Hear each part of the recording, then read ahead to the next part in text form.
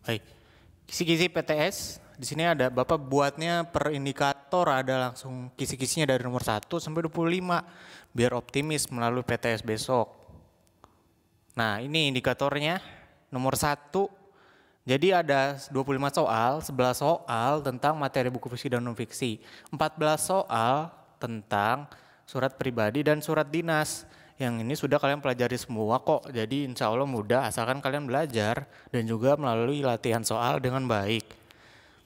Nomor 1, siswa mampu mengingat definisi buku fiksi dan non fiksi. Jadi jangan lupa ya, kalian harus mengerti definisi buku fiksi itu apa dan definisi buku non fiksi apa.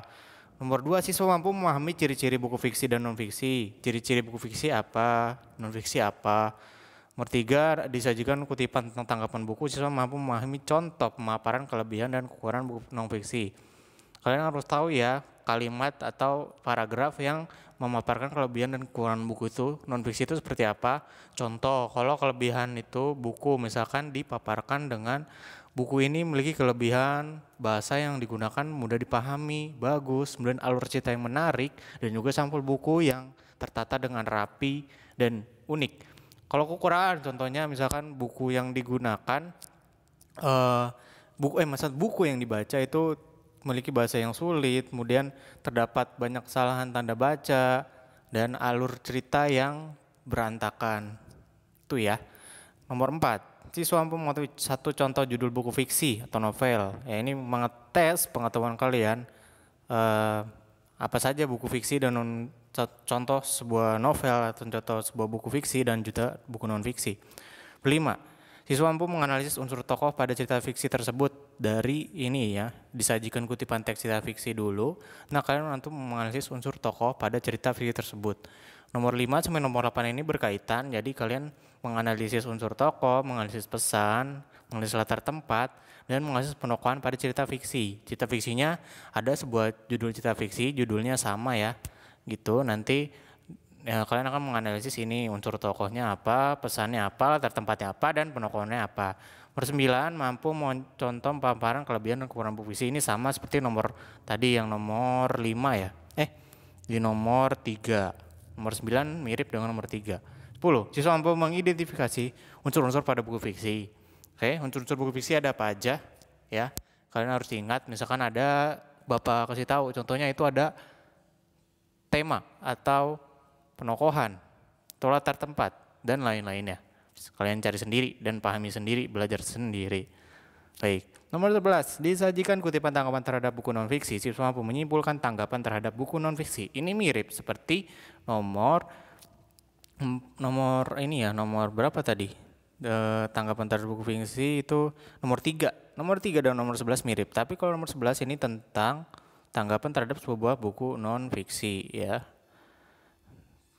Nomor 12, ini sudah masuk ke surat pribadi dan surat dinas. 12, siswa mampu mengidentifikasi informasi, nama penulis dan asal kota penulis surat. 13, mampu menyimpulkan isi surat pribadi. 14, sudah masuk ke struktur, menelaah struktur surat pribadi ya. Surat pribadi itu ada apa aja kan, sudah belajar ya. Misalkan ada tempat ada salam pembuka, ada alamat yang dituju, ada isi surat, ada nama pengirim ya, dan lain-lain. Kalau yang tidak ada di surat pribadi apa? Ya, nomor surat, kop surat atau kepala surat, ya, itu tidak ada di surat pribadi. Paham? Baik, itu 14. Nomor 15, mengidentifikasi informasi pada surat pribadi ya. Jadi ada satu contoh surat pribadi, nanti kalian mengidentifikasi aja informasi yang di surat pribadi itu apa ya. Kayak gitu. Jadi ya seperti soal-soal bahasa Indonesia pada umumnya lah. Ada sebuah teks terus dijawab misalkan apa yang berkaitan dengan teks tadi itu apa. Nomor 16, disajikan contoh lagi, siswa mampu menelaah kalimat terumpang pada surat pribadi. 17, mengingat tujuan surat pribadi. Ayo, tujuan surat pribadi apa aja? Oke, tujuan surat pribadi pokoknya itu ya, ada beraneka macam. Misalkan ingin menghubungi keluarga, ingin bertemu dengan keluarga, dan pasti beda sama surat dinas. Surat dinas itu tujuannya ya jauh lah, bukan itu, misalnya tujuannya untuk mengundang atau mengadakan acara resmi ya gitu. 18, mengidentifikasi kalimat penutup pada surat pribadi. 19, mampu menyimpulkan isi surat dinas. Udah masuk ke isi surat dinas ya, nomor 19. 20 nih menelaah kebahasaan pada sebuah surat dinas. Ingat kebahasaan surat dinas. Bentuk-bentuk yang salah di dalam surat dinas itu apa aja. Kayak gitu. Misalkan tadi ada yang terhormat, kepada yang terhormat, kemudian penulisan tanggal yang baik dan benar itu seperti apa, kayak gitu. 21. Siswa mampu mengidentifikasi informasi pada surat dinas, menyimpulkan 22 menyimpulkan ringkasan surat dinas, 23 menyimpulkan ringkasan surat dinas lagi, 24 menelaah kebahasan pada surat dinas lagi, ya, kurang lebih sama tadi nomor 21, 22 sampai 24. 25 terakhir mampu memenuhi hal-hal yang diperhatikan dalam menulis surat dinas. Oke, itu aja ya dari kisi-kisi yang Bapak paparkan tadi, semoga sudah jelas. Tidak ada yang sulit, insya Allah kelas 7 bisa mengerjakan soal dengan baik. Oke, semangat ya untuk menjalani PTS besok. Jangan lupa berdoa ya, dan juga baca materi-materinya ya. Insya Allah kalian nggak perlu belajar terlalu keras sih kalau misalkan sudah memahami atau datang terus, hadir di Zoom, hadir di pertemuan hari ini gitu, pasti mudah kok. Ya, itu aja mungkin dari Pak Noval. Terima kasih. Assalamualaikum warahmatullahi wabarakatuh. KBBI, kami bangga berbahasa Indonesia. Oke.